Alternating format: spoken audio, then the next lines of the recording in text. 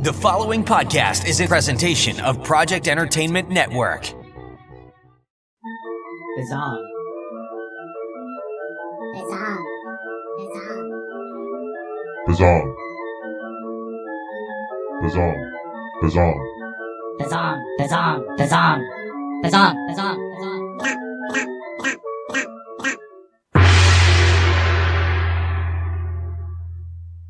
This is Bizzong, the weird and wacky fiction podcast, with me, your host, Mr. Frank.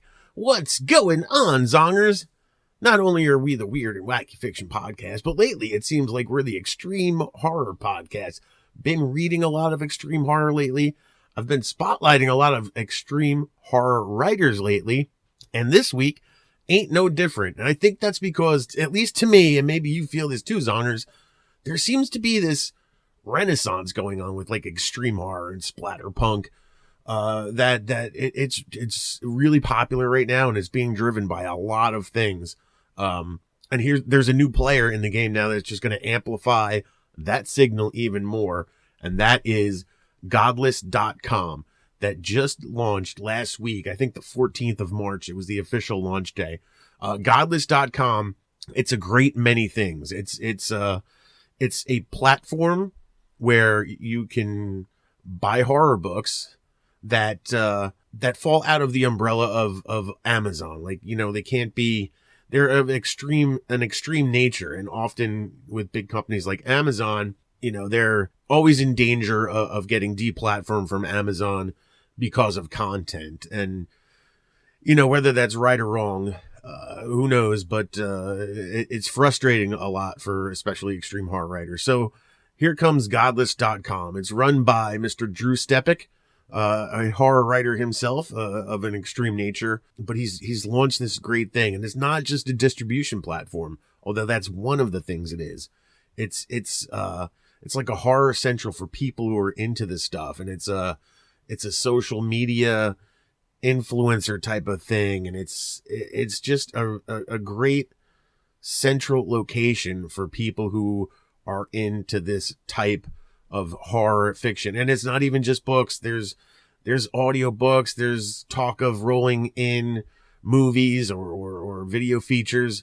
It's going to be a great many things. This is ground level stuff right now. It just launched, like I said, last week. So I'm getting Drew Stepek on to talk about all this, to tell us exactly what Godless is. It's a little hard to describe, but you just sort of have to listen and buy in on the concept. And the more you see what Godless does, the easier it will be to define it in your own mind. So I am really stoked about Godless.com. I think it's an excellent platform that's going to serve the horror community well for a long time to come. So let's all get in on the ground floor here. Listen to the Bizzong interview of the one and only Mr. Drew Stepek of Godless.com. Give us the gong. It is my pleasure to welcome to the podcast this week a first-time guest who is making big, incredible waves like perhaps nobody else in fiction publications or writing has done before. So, without further hesitation, I'd like to welcome Mr. Drew Stepek of Godless to Bizzong. Drew, welcome. Thanks, Frank. I appreciate you having me on, man. I'd like to, pimp my shit and talk about what we can do and how I can help you and how you can help me and how we can help these authors who just, are looking for a home. And that's what's important to me right now. What you've got going on with Godless that has just launched last week, and it's already got incredible buzz. Everybody's loving what you're doing. Everybody's loving the philosophy behind what you're doing.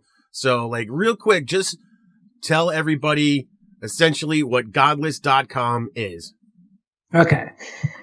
Godless.com is an indie horror literature distribution and promotional platform. So essentially, we've got a lot of these authors out there, like Simon McCarty and Kevin Sweeney, and Rain Havoc and Daniel Volpe. He told me how to pronounce his name and I just fucked it up. Sorry. And BJ Swan and, you know, a lot of these other guys who I really like, they're having a hard time in the industry because, you know, their titles are getting flagged by Amazon and KDP. And in the case of Kevin Sweeney, you know, he's got a banana with blood on the cover of his book, The Lusty, and they won't publish it. So these guys need a way to push their books out. And I want to have to kind of amplify their books and, you know, kind of like their author profile and really get them out there because they're all awesome authors, you know, like the Aaron Beauregards of the world and people like this who are struggling because they write such edgy fiction, right? You know, and being an indie author myself, an indie horror author, I kind of know the hustle and the struggle involved in this. You know, I'm lucky because I've got a publisher that I'm also really good friends with, which is Bloodbound Books. You know, they essentially will go out of their way to make me happy, you know, which is nice because I deliver books very infrequently, you know. So, you know, it's like I understand where they're coming from and I understand the hustle. And I also understand the power of social media because I've worked for several different companies that are kind of platforms about this kind of like social media revolution. I worked for Machinima, Awesomeness, All Death, you know, and so I kind of get the game and I get the hustle. And so I kind of want to apply, you know, the social media influencer kind of template to horror authors because they're actually putting something out there that's rad. You know what I mean? Yeah. It's like, this is stuff that should be recognized and the authors should be recognized as well. I mean, like a week ago, Rain Havoc came to me. She was like really late to the game. Kind of pissed me off, but all good now, right? You know, she came in at the 11th hour and sent me her titles and, you know, Mukbang Princess being one of those. And I just released the top 10 list for the first week and Mukbang Princess is number 3 because she's got hustle in her, man. Yeah. And she knows that if she priced it right, which she did, because she priced that book at 49 cents. Okay. She's got a catchy cover and she's got like an interesting kind of persona that she's built for herself. And she's got hustle, man. And she just keeps pushing it out and she's doing an awesome job at getting it out. It came in at number 3, which is, you know, if circumstances were different, it would have been number 1 because the Knuckleballed audiobook is number 1 because people have been waiting for that for 3 years. And I released it exclusively on the platform because it was kind of like, you know, the gem at launch. I figured, and I got a good lead in, with a great promotion from Chilling Tales and all the Simply Scary podcasts. So, I mean, I knew that was probably going to be number 1 at the launch of the site, right? Because the first chapter of the audiobook on YouTube got like over 1 million views. So, I mean, it's like, you know, I knew that was going to be number 1. And then the number 2 book is also one of mine, which is this novelette series that I released called Fucking Scumbags Burn in Hell. It's the first novelette in that, and it's free. You know what I mean? It's like, of course, people are going to drop that in their cart, you know, at checkout. Yeah. Because it's free. So, I mean, what Rain has done, you know, and I don't want to discount anybody else because they're all doing an awesome job, especially Simon. Yeah. Simon McCarty. People stayed awake until midnight on Sunday just to get Simon McCarty's follow-up, Smother Maggot, which shows the power that he's built for himself in the industry already. Because, you know, he created this book and this kind of universe of writing, and people have responded to it. And there's so much buzz behind him. And he's an awesome guy. And so, you know, people just latched onto that, you know. But then you got like a dark horse like Rain just coming in, you know, kind of like out of nowhere, you know, a fairy tale story and just burning up the charts, you know. And you've also got like authors like, you know, Dan Volpe with Awakened and Blood, and, you know, BJ Swan, who's got a lot of kind of buzz around his cover for The Second Wolf, which has got, people are calling it Ass Wolf, because it's got that hot ass on the cover with a big huge wolf in it. And of course Sweeney, who is like the funniest dude in the world. He writes, if you want to get a good laugh, go to his Amazon page and read the titles of all his books, man. They're freaking hilarious and they're awesome. And he's a great writer. And, The Lusty didn't have a home at all until last week. Wow. Because no one would distribute it. And so that's kind of like a long way of explaining what the platform is. It's catering to these authors who are like self-pub or like super indie and don't really have a home. And also, really looking out for the indie publishers of the world to get them involved. Tomorrow, or I'll probably launch it tonight, I'm launching kind of like a site takeover with the Evil Cookie to promote the Night Stalkers, which is the new book by Ryan Harding and Chris Triana. Yeah. And Ryan and Chris are both like these incredibly awesome guys. I've worked with Chris at conventions and signings and stuff, and he's a friend. He actually wrote the foreword to my upcoming book, The Satanic Diet, and he is just this great guy. So I really want to work with these authors who I'm friends with, and I want to help and really get this out there. K-Trap's new company, which is the Evil Cookie, which is a publishing company based out of Florida, it's new. He's finding his ground, but he's got all these great authors, and he's got these 2 great anthologies out. And Night Stalkers comes out on Tuesday, and I want to do a takeover because I really want to amplify the message, help K-Trap, Chris, and Ryan out because they're all awesome guys, and they know the hustle of the independent industry. I don't want to really take away from these like young and kind of unknown self-pub authors. But, I also wanted people to understand that in the indie publishing industry, especially in horror, even if you are published, you got to hustle like you are self-published. Mm-hmm. You know what I mean? Mm-hmm. And I think people within the industry understand that, but I don't think, on the outside looking in, people get that. So they could look at a company like Bloodbound Books or, Crystal Lake or Death's Head Press or one of these companies and say, oh, those are like the big corporate giants. It's just not true. Right. They are struggling to get their authors out there as well. And, a lot of people, including my publisher, Bloodbound Books, they pulled all their titles out of KDP Select in lieu of Godless, which is like the biggest compliment of me to a completely unproven platform, right? Right. But it's got a lot to do with me kind of understanding the industry and understanding the issues that people are having within the industry and working with them to make a home for this, right? It's more about building a home.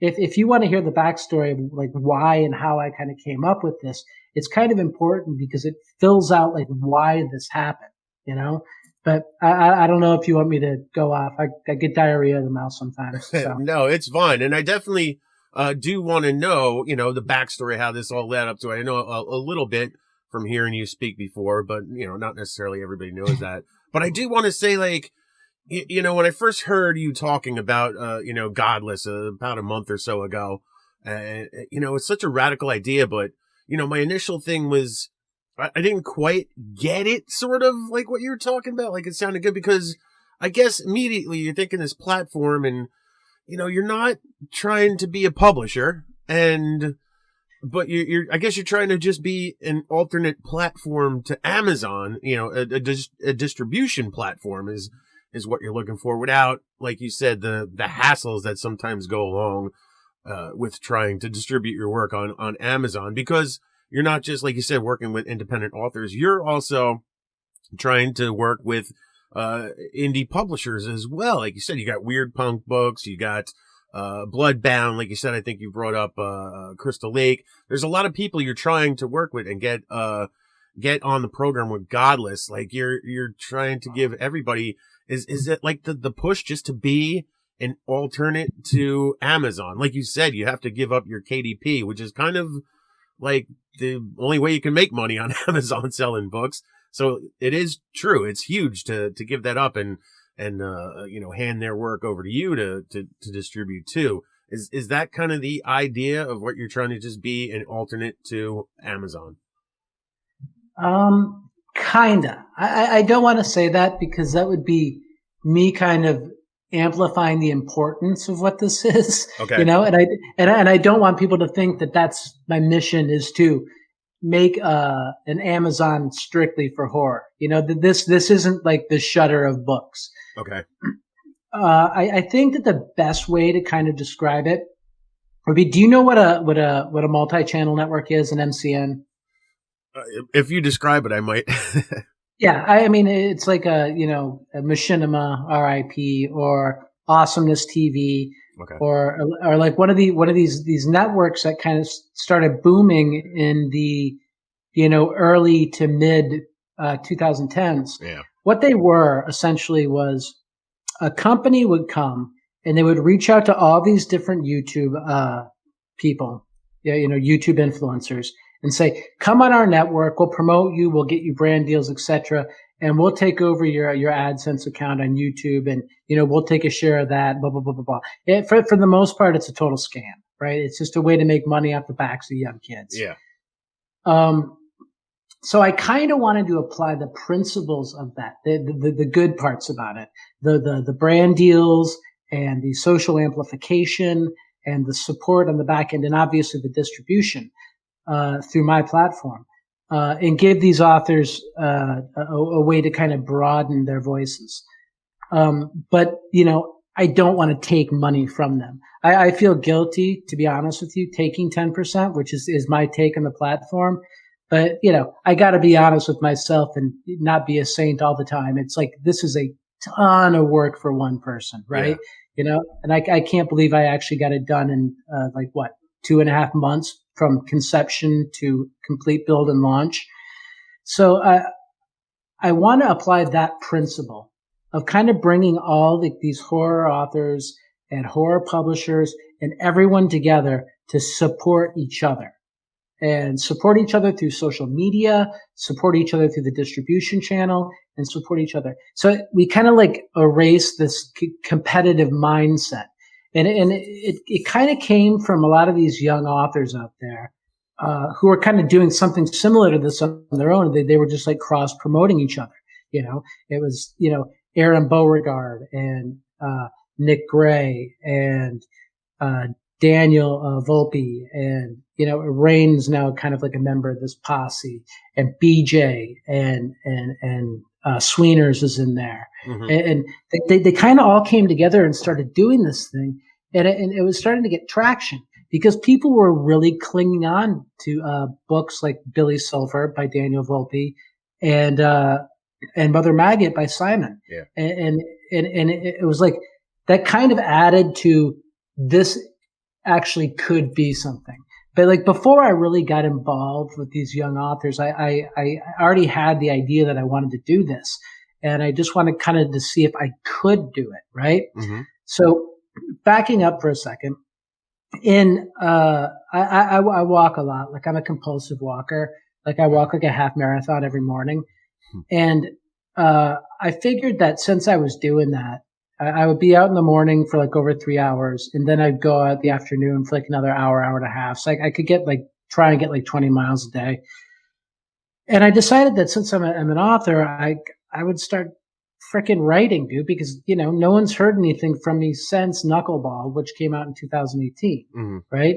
So, and I'm like, fuck, dude, I'm wasting all this time listening to trance music, freaking, walking. I should be, actually doing something. And especially the kind of, I don't want to use the wrong word here, but the luxury that we've all kind of gotten through the COVID crisis is that everyone's at home. So my walks can go on for as long as I want, as long as I'm working on my walks. So I started writing, and I was doing like chapters in Google Docs. I just do one a day and stuff like that. And so I wrote that Satanic Diet book, and then I just wanted to move on. And I decided to do this novelette series called Fucking Scumbags Burn in Hell. The first one came out at launch. And I was writing, and then I kind of went to Mark at Bloodbound Books, Mark Ciccaroni, and I said, would you be interested in publishing this stuff? And And he's like, of course, man, we've got this good enough relationship where if I bring him something, unless it's just complete trash, that he's, going to say, yeah, dude, let's talk about it. And so I went to him, and then we were going to go ahead with it. And we were just going to release on Amazon.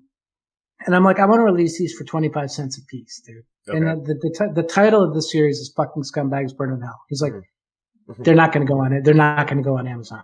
Right. Ever. And I'm like, then what can we do, dude, to get these out there?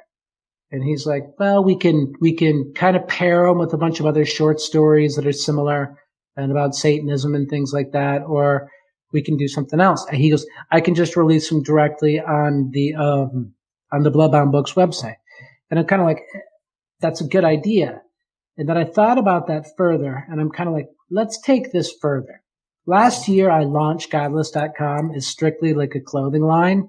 Okay. And then, unfortunately for me, a week before like the lockdown started.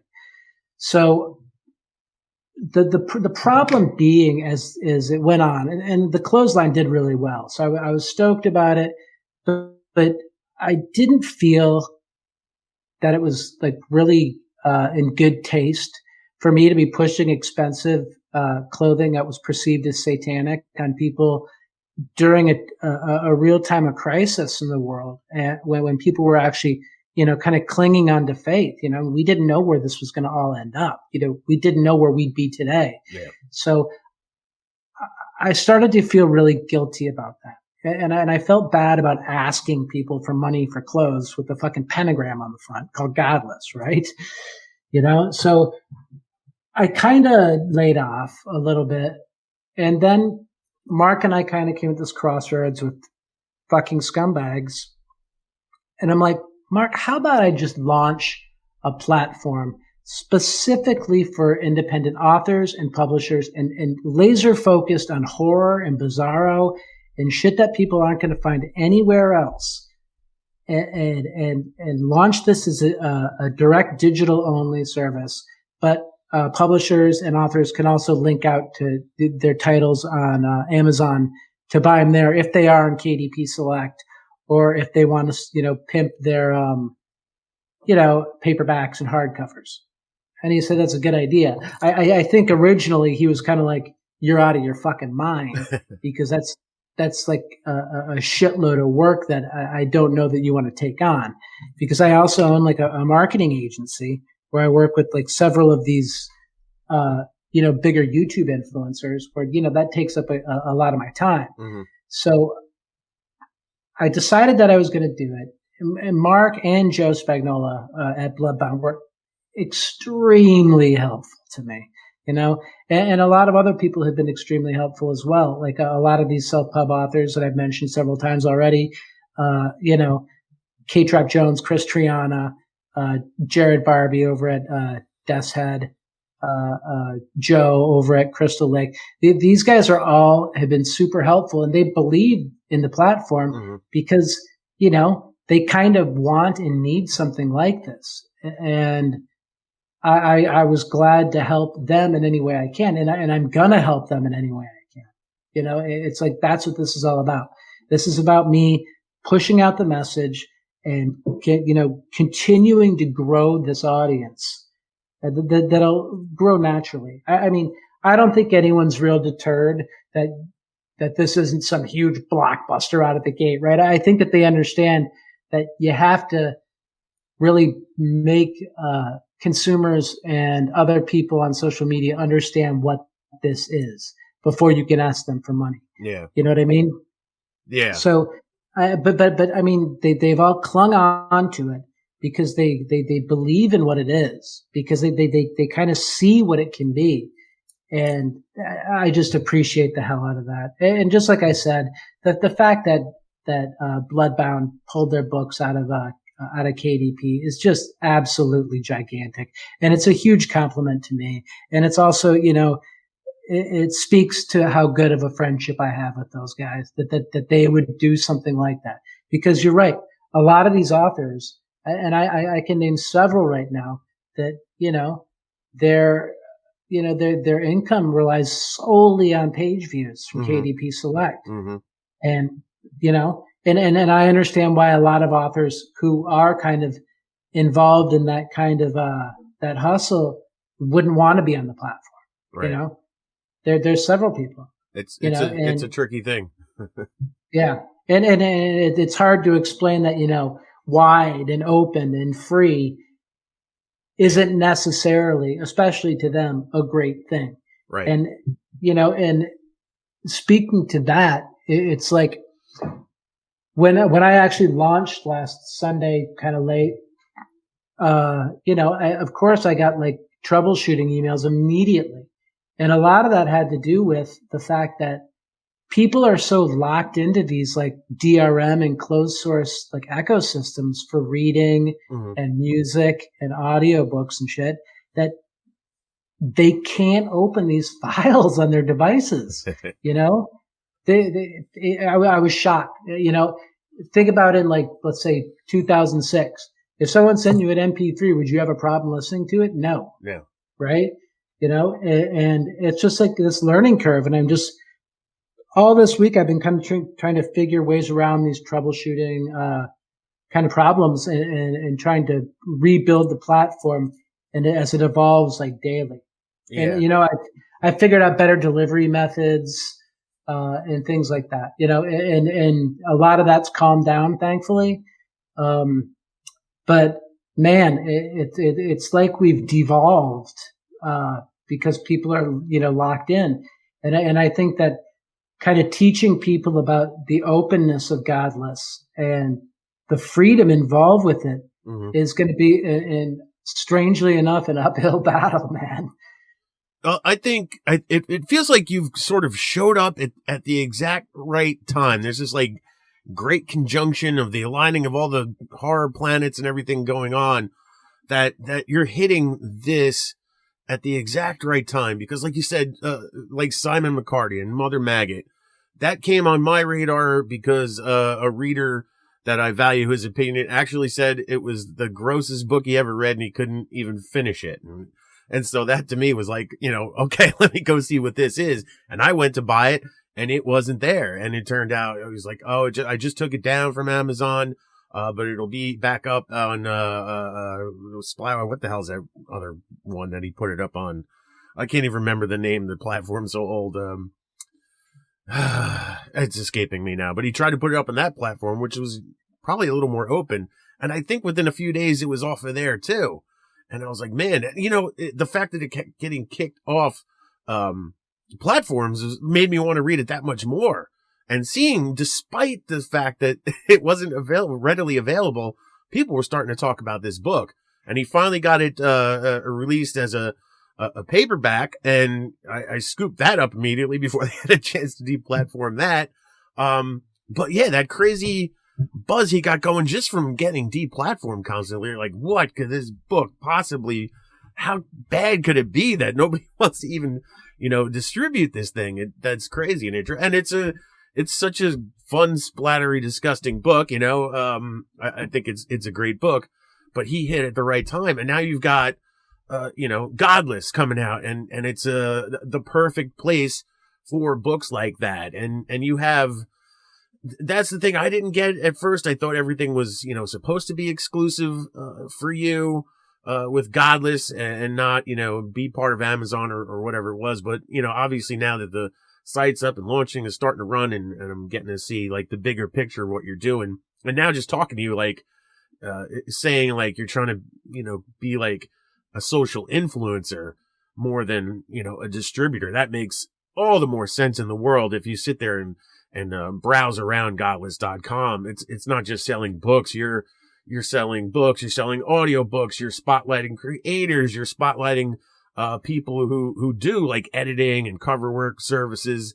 It's a lot of things. And it's like you said, it's more of an influencer. It's more of a loudspeaker to amplify all these voices that maybe aren't necessarily getting heard as easily as they could be. And especially too, we're seeing like right now with extreme horror and splatterpunk, that type of, those types of books, there seems to be this like real renaissance going on in the last, say, 3 or 4 months.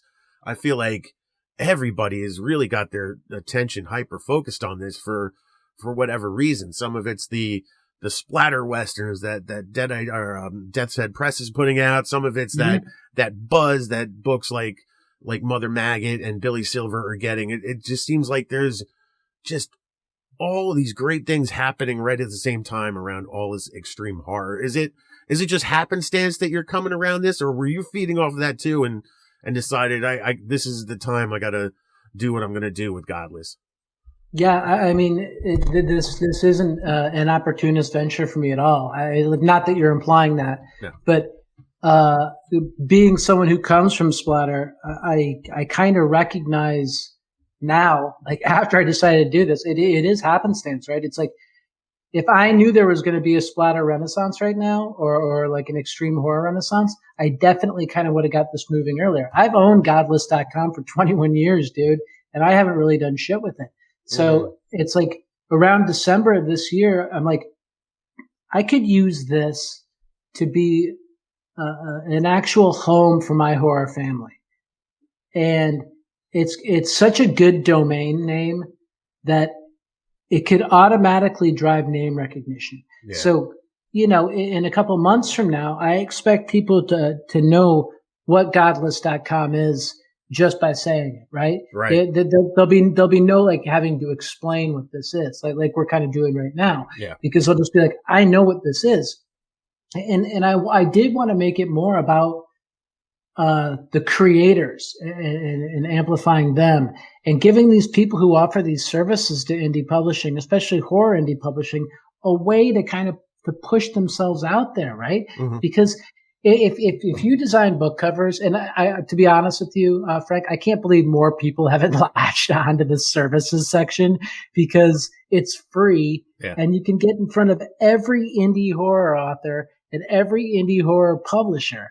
It's like, why wouldn't you want to be in front of them? Right. But like you said, it's hard to understand how services could work with the distribution platform and things like that. Mm-hmm. So I'd like to really kind of to tell people that they should think of this as a home for indie horror, right? Right. This is a home. That Godless.com is the home for all things indie horror, and we got to push it out. So, I mean, there's no saying that maybe in like the next year or so, we can start releasing indie horror movies and TV shows and stuff like that. Right. I mean, it's all in place now. So kind of like the sky's the limit. And, but back to your original question, I didn't latch onto the opportunity because I didn't realize it was actually going on until I had also heard, about the, Billy Silvers and the Mother Maggots of the world, like right around Christmas. And I was absolutely stunned that they couldn't get their work out. But I was also even more stunned that, that they were broadcasting themselves and managing to act in a way that was akin to a social media influencer, that they were getting the word out and creating a huge amount of buzz around their titles. But Daniel was the very first person to throw his hat in for the platform. And I will never, I mean, besides Bloodbound Books, which obviously they were in from day one.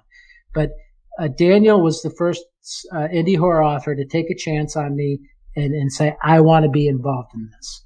And then not long after that, the second person was Stephanie Jensen. She wrote this book called Dissecting House. It's actually really good. And not long after that, Simon hit me up, and I'm like, holy shit, dude, this is going to work because I'm saying something to these people that they're understanding because they're in the middle of it. And when Simon hit me up, and since then we've become good friends, right? It's like, I want to work closely with him, and he's releasing just a ton of stories, in books exclusive to the platform. Yeah. And that's such a huge compliment to me. I mean, that the fact that Moonface Gob and Knob came out on day one, and the fact that he announced Pitbull the first week is just huge. Right. Yeah. To me, it almost looked like it was like he was fueled by Godless. Like, I'm going to start writing tons of stuff to put out on this platform because, like you said, he's got like 4 releases essentially, like out of the gate on this thing. So you can just see through Simon himself his energy and his belief in what you're doing, because he's putting all his eggs in your basket, really.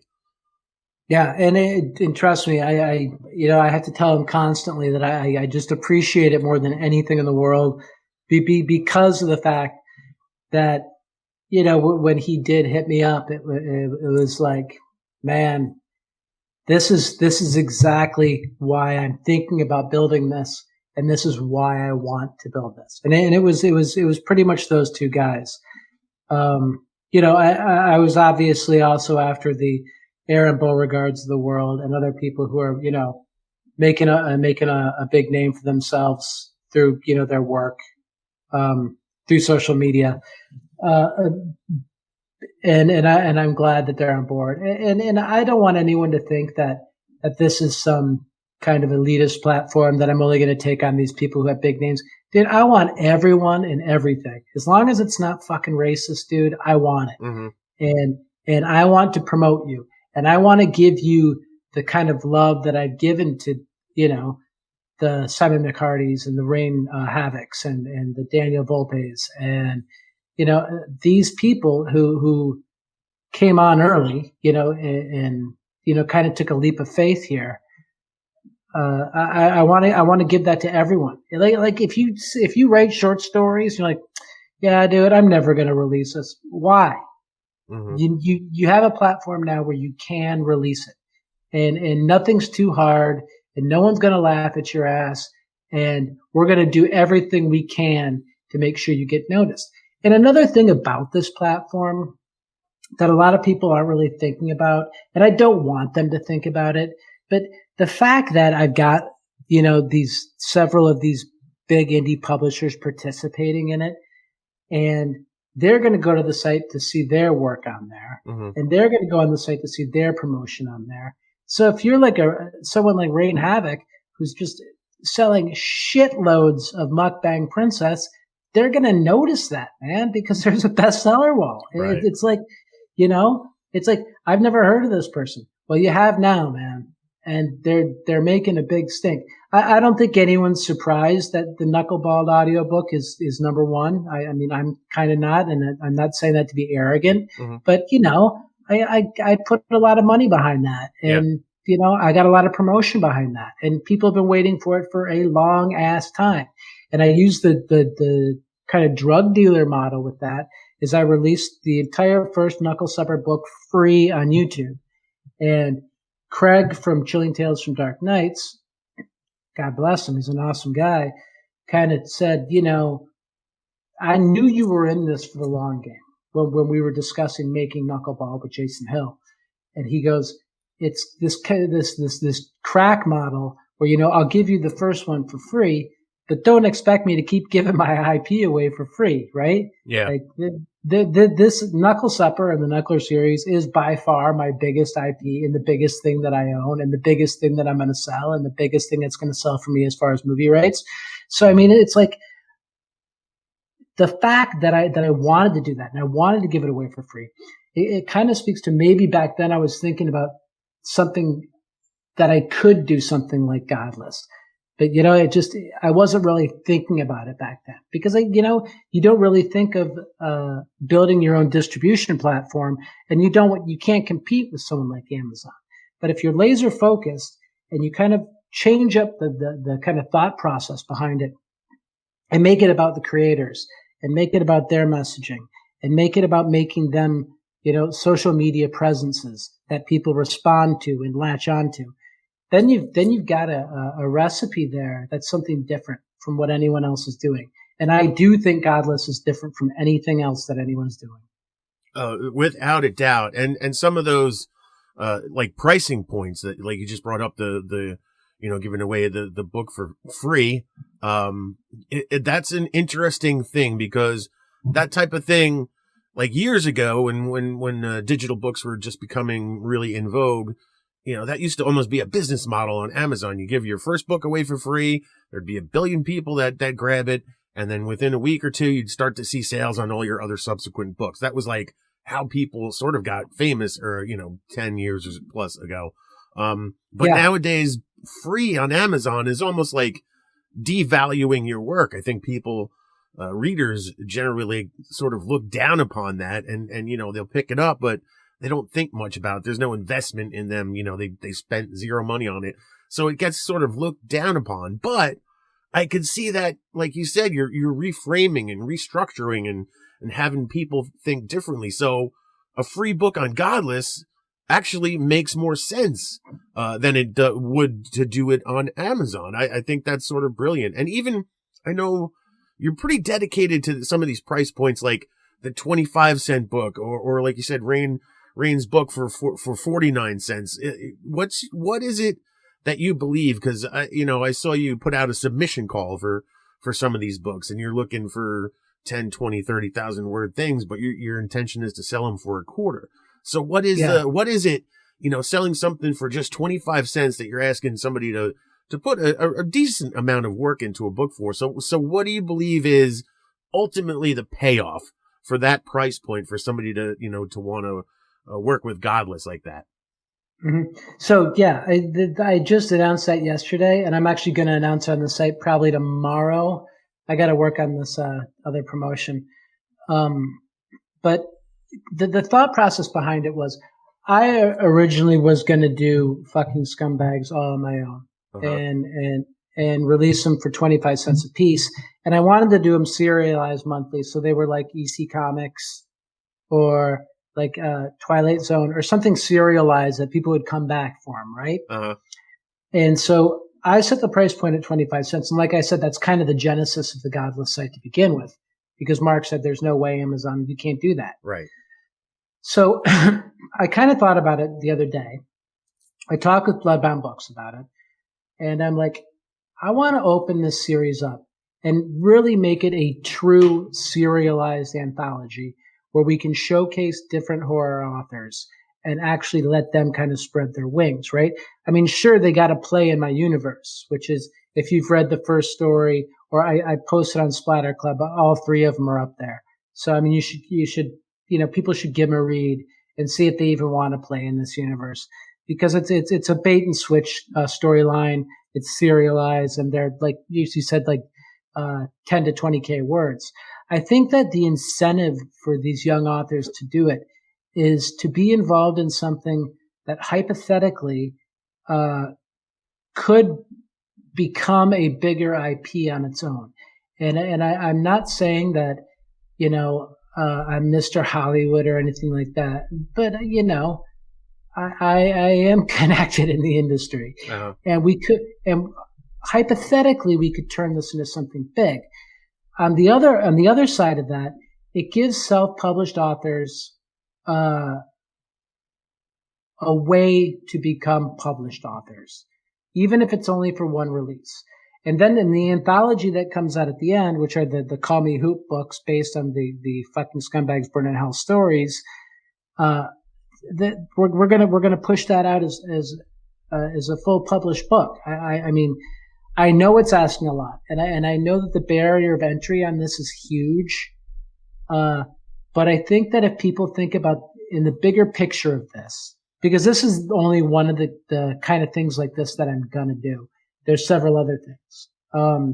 I think if they think about the big picture in the future and how this is such a big component to the site, it's like these indie authors and these self-pub authors come on here and they can distribute their work. Why don't they also just participate in kind of, building IP within the site, right? And then having that published. I mean, it makes sense to me, and maybe I'm overvaluing it, but I think that that's going to be a big deal. And another one of these things that I'm doing like this is I'm going to do these books called Bloody Splits, and essentially that's going to be where I'll take a self-published author and a published author, team them up, and have them kind of like take a pass at rewriting the other's work from their voice, which I think is an interesting concept. Yeah. It comes from old punk rock, the Split albums. With like the example I always use is there's this great NoFX Rancid Split album out there where it's like one side, it's all No Effects doing Rancid songs, and the other side is Rancid doing No Effects songs. And so I kind of thought about, let's repurpose a lot of these kind of like old school punk rock principles into the site and kind of the theology behind the site, theology, Godless, and help build the brand that way. Yeah. Because it's about the voices. It's about the indie publishing and horror community, right? Yeah. So, if I'm just going to use a random example here. I'm not saying any of these people are involved, but if Simon McCarty wanted to take a pass at writing something in the Knuckle Supper universe, and I could take a pass at writing something in the Mother Maggot universe, that would be fucking awesome, dude. And it would be a pleasure for me to do that. You know what I mean? Yeah. I think people would be hype in that. I think they'd be into it. It would be introducing my audience to Simon, and it would be introducing Simon's audience to me. So it's a really good cross. And the same thing with the fucking scumbags and the Call Me Hoop thing is it's more than an anthology. It's like a literary television show where different people come on and write different episodes, So, I just like and I said, I know this is a big barrier of entry, and I know people want to focus on their own work and shit, but I think this is a great opportunity for a lot of these younger people who don't really, have the footing yet to actually get involved and learn a lot more about horror publishing. Yeah. I mean, you definitely have something very young, and you're trying to produce it all. But when I hear you speak, not just with me today, but other interviews you've done, I've heard you, just say like you just got to trust me on this. You're just just come for the ride. This is going to be something different. You have a long-term vision for all this, and when hearing you talk about like these projects you have in mind, I mean, they sound so incredible and so fun. And it's like you said, you're building off of IP here. Like you said, I love the way you explain that. Like it's, maybe it's a quarter, maybe you got to put in work, but you got to look at the long-term thing. Like you're going to attach yourself to this IP, to this brand or subcategory through Godless. And that's going to pay off for you in the long term, because then you'll be attached to those IPs that could be going places. You have so much vision for these projects.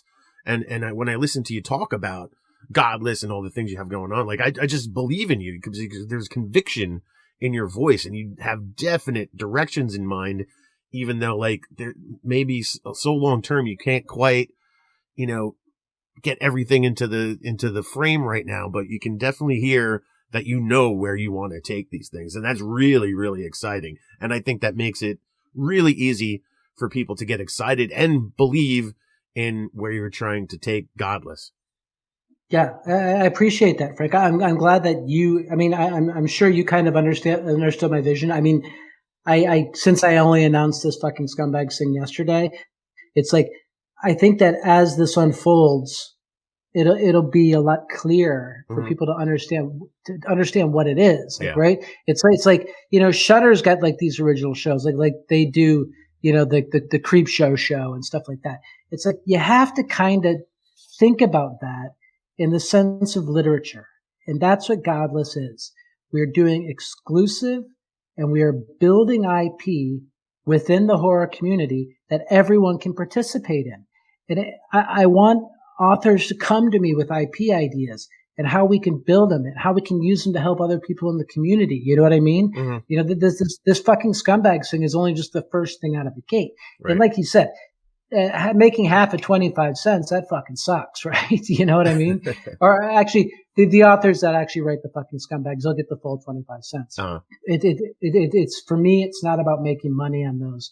It's about building a brand from within, right? And then having people want to come back every month and take a bite. You know what I mean? Because once you read the first 3 stories, you're going to understand why this is an IP that can broaden out, and different authors kind of like minds and creativity and like their kind of set universes will fit into this universe. I'm not patting myself in the back, but I think that once you read them, you'll understand. Mm-hmm. You'll understand the thematic bait and switch and the kind of like franchise character creation around this guy, Sonny Hooper, and stuff like that. That lends itself to a full participation. And it's different from like a typical anthology, because I'm not taking submissions on like write a story about like, space slugs or anything like that. And I'm hoping that people are going to latch on and understand it the way that I think that you do now. It's about making Godless completely unique from any other platform, whether it be horror or sci-fi or fantasy or Western or whatever, because we have these original titles. It's not a lot different from what Crypt TV does, but they've gone about what they're doing in a weird way. They've got these kind of like bloated productions with these like very weak franchise characters and weak stories. Mm-hmm. And it's kind of like they're it's kind of like the core, it's kind of like they're doing it in reverse, mm-hmm. because it should be based on building IP around storylines that people enjoy and are coming back for more. You know what I mean? Rather than, okay, we got this horror video platform, let's back in this clown character. You know what I mean? It's like that right. Shit's phony, dude. And no one in the indie horror industry is going to buy into that crap. They don't care about that. They want to read the real shit. Yep. They want to read fucking Mother Maggot, man. Yeah, they do.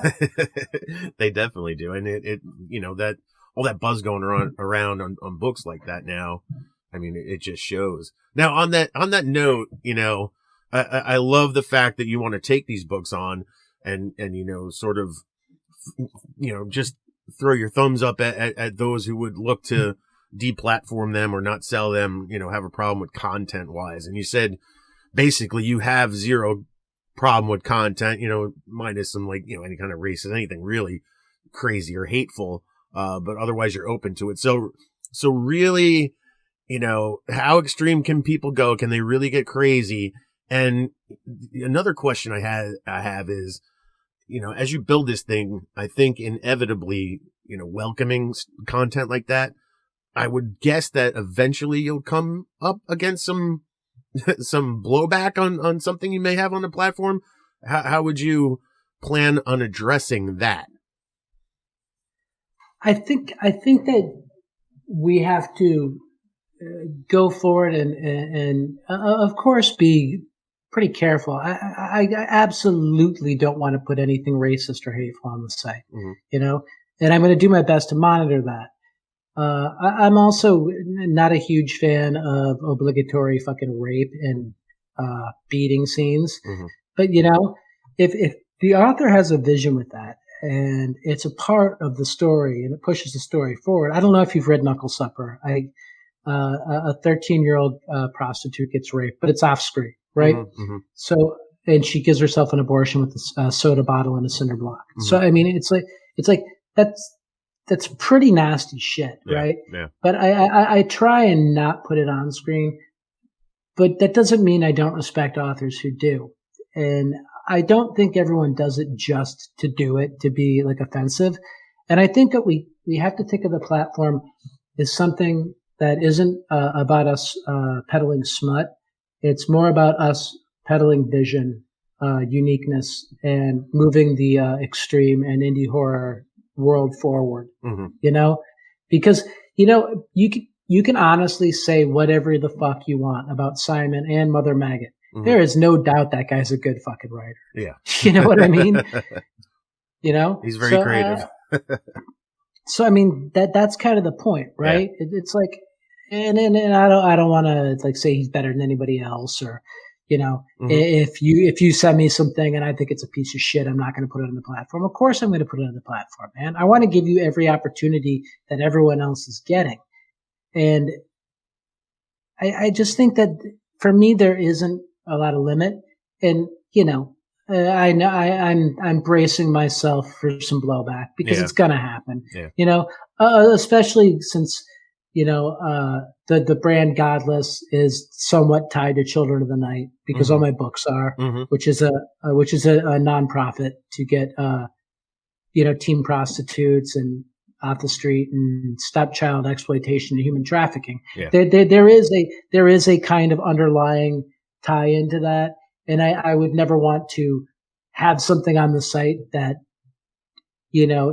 some author just writes about some guy who goes and beats the shit out of fucking hookers. That's not real cool by me. But, if they can justify that to me, which I easily can, right? Sure. This is what the story's about. When you do read, Frank, when you do read the fucking scumbag stories, you're going to see that, nothing is really off limits in that universe. So I don't want to be someone who doesn't also practice what I preach. So I don't want to censor anybody. Right. But I do draw a line at fucking racism, hate, and shit like that because I just will not effing have it.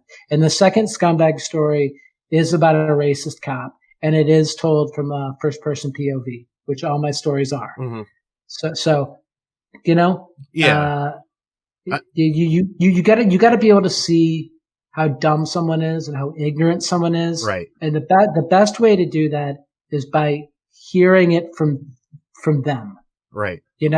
Because that's a better way to mock them. Yes, I agree. I had written a short story a while back that used some racial epithets in it, but it was the villains of the story. It was the bad people in the story using those words, and the publisher had initially asked that, those words be toned down into something less abrasive, but I kind of insisted on the fact that word's in there. It's being in quotations used by the person who's the evil, character in the story. Like, I think that's not okay, but that's the point. Like, to just show how bad this person is by using words like that. And, it wasn't comfortable to write, but it was right for the story. And yeah, I kind of went up, to bat for that story because of that. But I think I was using it correctly. I was not promoting. I was using it to show how bad people are.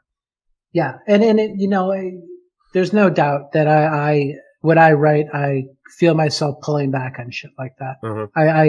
I grew up in a mixed family, so I don't appreciate racism. Yeah. But I think, I think everyone's intelligent enough to understand when I do use people who say racist things and do racist things, that I'm not condoning that, and that my point is to make them the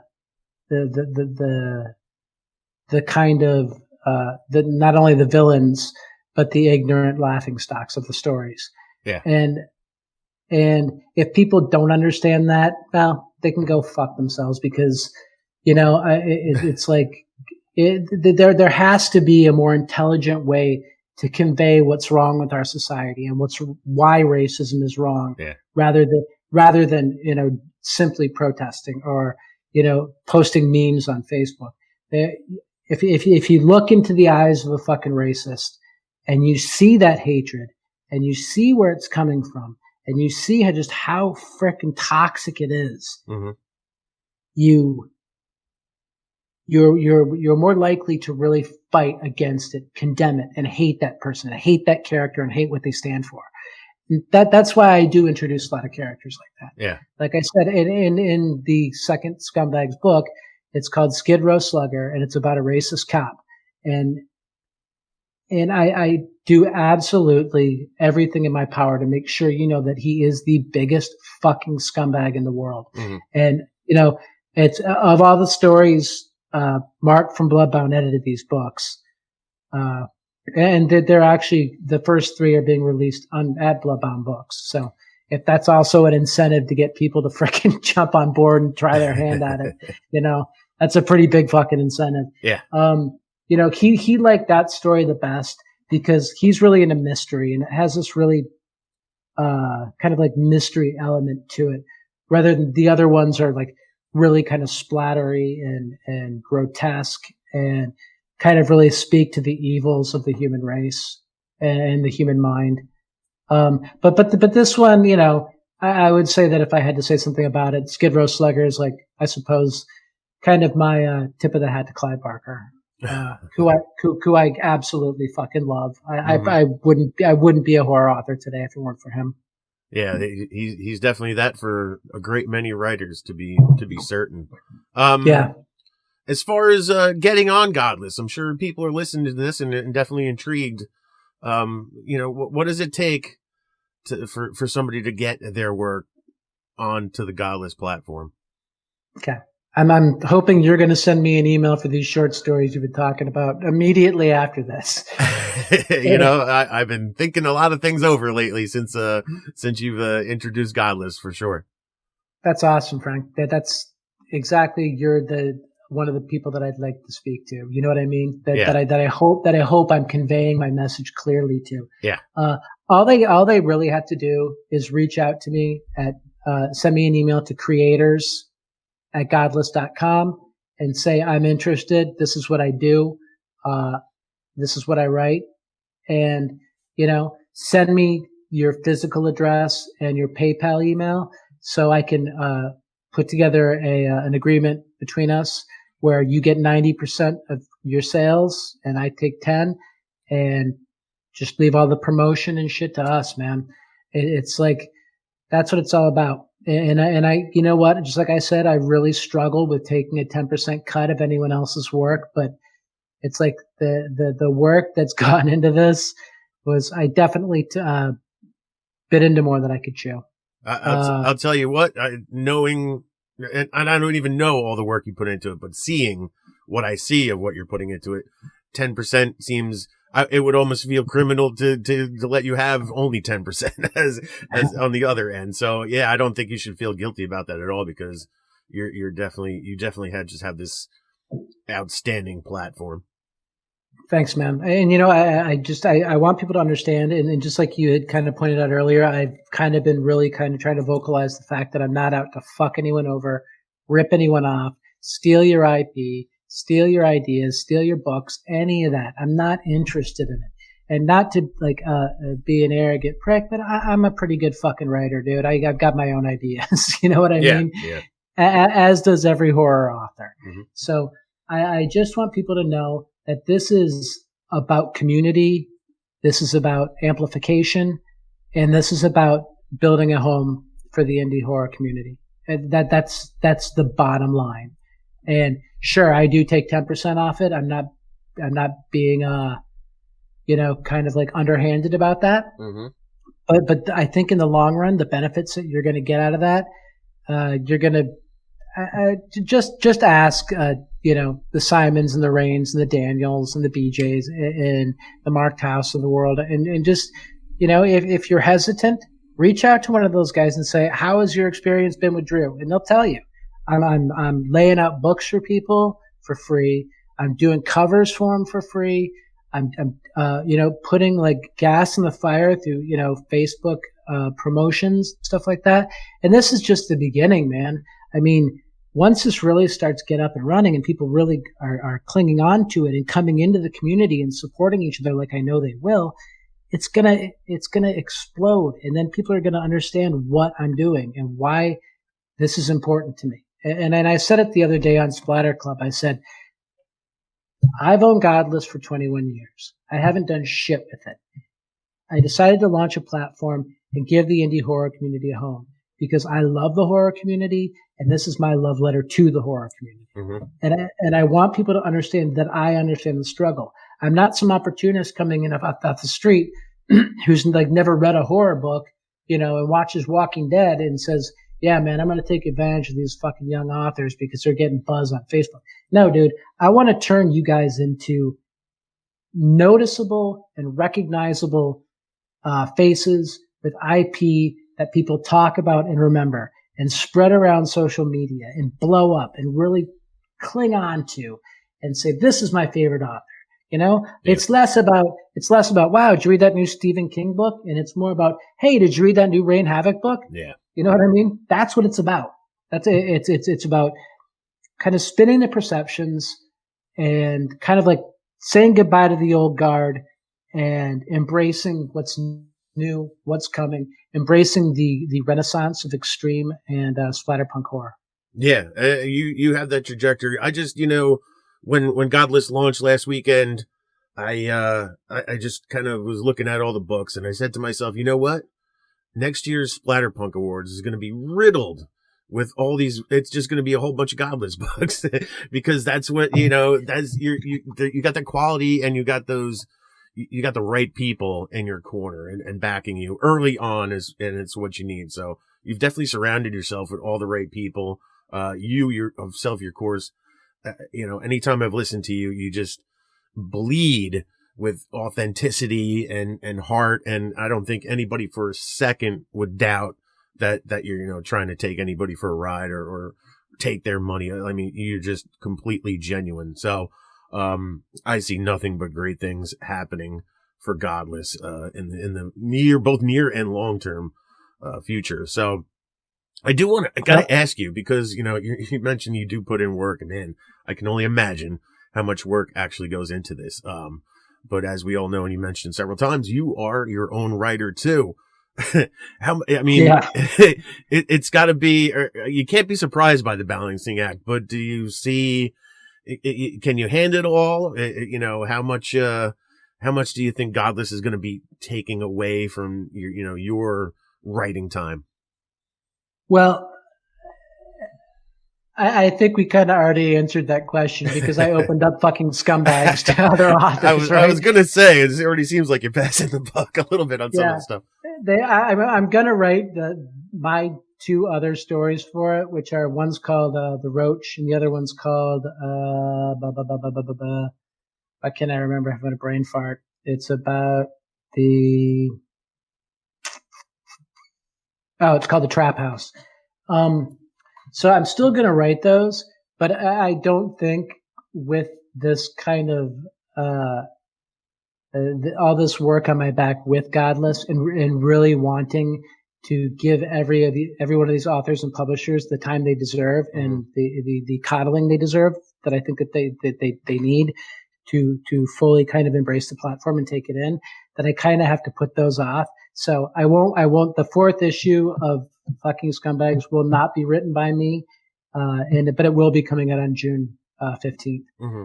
But, I eventually got to get back to finishing the third Knuckle Supper book. And I know that Mark and the good folks over at Bloodbound Books are like, dude, where the fuck is the book? I think it took me 7 years to write Knuckleballed. And, I see Mark and Joe all the time because my fiance's family lives in Arizona, where they're based out of, like, in the same town, strangely enough. And so I see those guys all the time. And every time I see them, they're like, dude, seriously, where the fuck is your book? So, it's fun, and we do have a good relationship, but I understand that I got to get back to work on it and not spend so much time writing dumb shit like the Satanic Diet book and stuff like that. which is actually a real 500-page diet book. And the conceit is that if you want to actually complete this diet and get it to work for you, you got to sell your soul to the devil because you don't want to die. Love it. I love that. Yeah. That sounds awesome. It's really funny. And like I said, Chris Triana wrote the forward to it, and his forward's really funny because he's a big dude, right? Yeah. He works out a lot.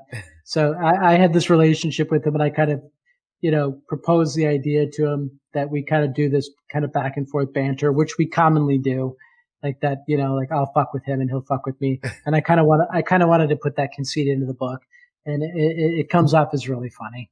Yeah, because Chris is just such a great guy and such a great gentle giant, and I love ribbing him, because I don't think anyone I've ever met has got one bad thing to say about that guy. No way. And he's just the fucking hottest author going right now, right? Yeah. I had when I was at the Scares That Cares convention, tabling with an author friend of mine, and his teenage daughter was there with him, and man, she was fawning over Chris Triana. Bought, I forget which book, one of his books, actually went up to the room, plowed through it that night, came back down and was even more in love with him because she loved the book. and she was so scared to like go over, she was just completely, had teenage awestruck about him. So I had to like go over and I'm like, Chris, you got to come over here. And I like forced her to shake his hand and say hi and everything. And it was just such a great moment. And he was so very just cool and gracious about it. He is, like you said, a gentle giant, just completely, not only is he delicious, but he's just the genuine, he's a nice guy. Oh, he's the real deal. And man, can that motherfucker write, dude. Yeah. He's a Splatterpunk Award winner. Yep, he's knocking them out, and the quality isn't lacking in any way. No, I think that honestly, since Body Art, I think he's only gotten better, like a lot better. Oh yeah, and I really appreciate his friendship, and I really appreciate his work. Yeah, he's a good one, and some of his work is up on Godless.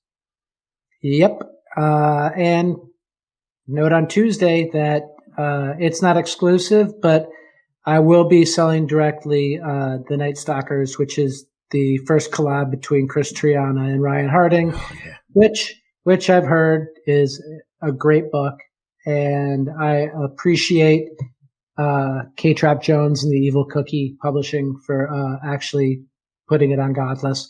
I had to bug the fuck out of him for several months, but K-Trap's a good guy, and he's started this pretty cool, like revolutionary new publishing company, the Evil Cookie. Mm-hmm. And, I think this book is going to be a fucking huge hit. I can't think of two people right now who would be considered kind of like the central voices of Splatterpunk and extreme horror. Oh yeah, no, yeah. All you got to do is put Ed Lee in the mix, and man, you'd really have just a classic. I think it were. Speaking of Ed Lee, you must have been trying to get in touch with Ed Lee and see if you guys could do something with Godless. No, I haven't yet. I will. I've got a connection to him. I've never met him in person. Uh-huh. I'm gonna reach out to him, but kind of like pre-launch and during these initial stages, I really want to focus on the talent that people don't know about. Like, mm-hmm. You know what? And I'm not saying that I think that Ed Lee's like some big superstar with some big head, yuck. But I really want to give these guys a chance, dude. Yeah. Because they're, even if they are on Amazon, if they're not censored, their shit's getting buried, man, and no one finds out about it. There's no real good discovery engine on Amazon. Right. So, you can't imagine just how happy I am that someone like Rain Havoc is making a big deal, like on Godless, and she's shining and she's sticking out and she's rising to the top, and people are noticing her, right? And I think it's got a lot to do with her price point. And I think it's got a lot to do with the fact that the mukbang thing is topical and people talk about it. Yeah. But I also think it's got a lot to do with the fact that she's a good writer and she's been doing this for years, right? Mm-hmm. And the fact that she's starting to get recognized and stick out, in a world of even these recent guys like Daniel and Simon, speaks a lot to what the platform is and how it's going to work for people and what it can do, man. Yeah. I just think it's awesome. She is such a Cinderella story here, and it makes me so fucking happy because it's exactly what I want the platform to be, and that doesn't take away from my appreciation from Daniel, BJ, Sweeney, or Simon. Those guys are rad, and they deserve their moment in the sun as well. Aaron Beauregard too, but. Someone like Rain doesn't necessarily have these outlets, doesn't have this amplification outside of her social media circles. So now that she's got it, people are taking note. Right. I get it. And just like I said, publishers are going to be on there seeing this, man. Yeah. And when people realize that, I think that this is a good time to be a self-published author. So I don't necessarily want to tell anyone that this is the platform where you're going to get published, because that's not the case at all. Mm. And I don't want to, make false promises about that. But since it is a good time to self-publish, you might as well make a name for yourself. Mm-hmm. All of us did it this way. and we didn't have a platform like this. Right. So I think that it can be helpful to these people, and I think it's a great way for them to make a name for themselves, and not have to rely on publishers or PR or any of that other shit. It will organically build, and the community should organically cling to it. Yeah, I mean, it has my full backing, no doubt. I'm going to be a Godless customer and consumer, and and preach the gospel of Godless, because I definitely believe in what you're doing, and I can just hear how you're so invested in this and making it happen. I have no reason not to believe that it won't.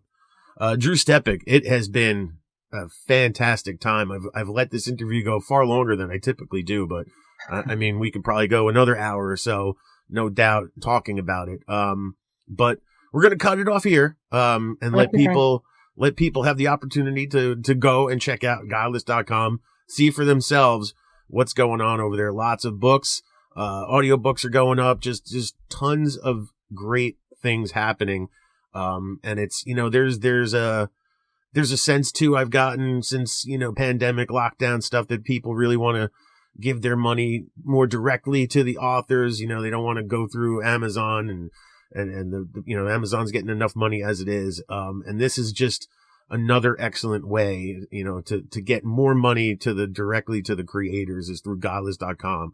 And it's, focusing on the thing we all love, all this horror, and you're curating a great collection already. So I really hope all the Zongers out there definitely go and check out Godless and make a couple of purchases too.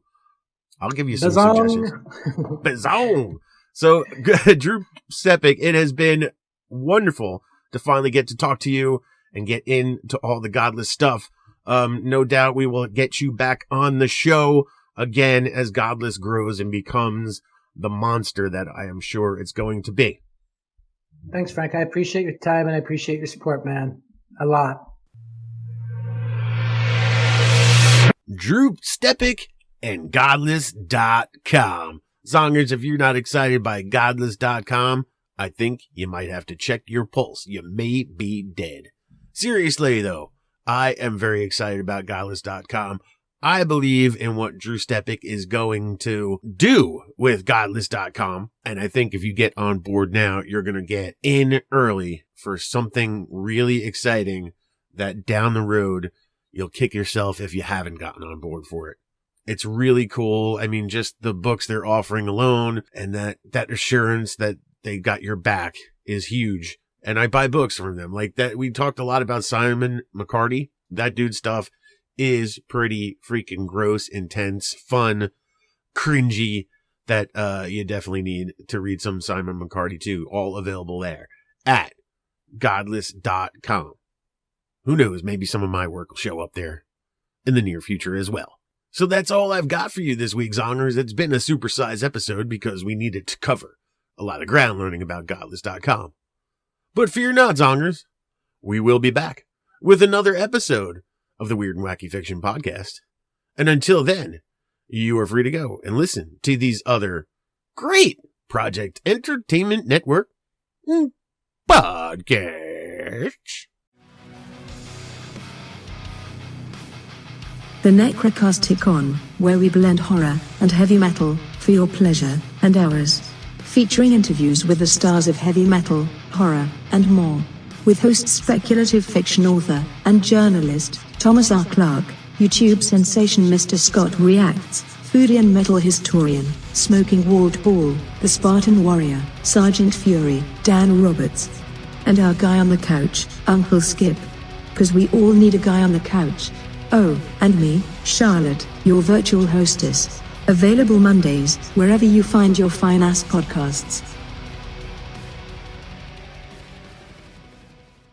Death Gets a Book by Bizzong host Frank J. Edler. Now available on audiobook at audible.com. Narrated by Ron Gabaldon. "Which one of you is responsible for this colossal mess?" the French voice asked.